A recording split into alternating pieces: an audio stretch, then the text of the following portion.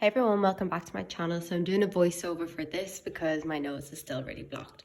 So I start off with a little bit of color corrector, green where I have the red and purple for under my eyes to brighten up, and then I use some concealer that's very close to my skin tone and close to my foundation so that it blends a bit better. Then I go in and I just use my foundation all over. I'll have everything listed below, and if I can find the link so you can check out what I use exactly. I was rushing to get to work, so I was kind of like not doing a voice to it and just going quick. Then I did a really basic contour just on my cheeks, my nose, around my lips and my forehead, just to add a little bit of color to my face because I felt I looked a little pale, and then a little bit of concealer just to conceal and to kind of highlight.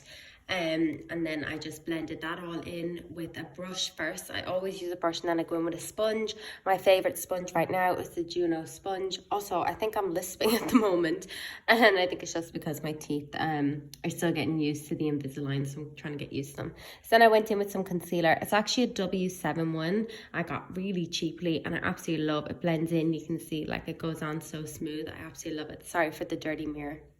And then I went in, added a little bit more concealer because I felt like I just needed a little bit brightening up. I really didn't sleep well the night before, so I was trying, again, dirty mirror, Colleen, get a grip, what are you doing? So I blended that in. So I blend in for a couple of minutes just to really melt it into my skin. And then I went in with some Carter Beauty loose powder all over it with my Eco brush. I absolutely love this brush and I really want to get a new one. And then I went in with some bronzer all over. It was the H&B Cosmetics bronzer. Oh no, actually it wasn't. It was the Benefit one, the Trio palette. And then I went in with some blush, and it was the H&B Cosmetics, the Holly Boone one, shade Self-Made. I put a little bit of that on and then blended it in. Highlighter was Blushing Hearts by Makeup Revolution. Then I went in with the Self-Made blush again and just used that on my eyes. I absolutely love this for eyeshadow as well. It just gives a nice little bit of color without being too overwhelming, and really easy to blend as well for like the morning time. Then put a little bit of highlighter in my inner corners and onto my lid ever so slightly, just again to brighten me up a bit more. I hadn't slept. And more highlight. You can never have too much highlight. I know the trend's kind of gone where loads of highlight, but I can't get over it because I feel funny without it.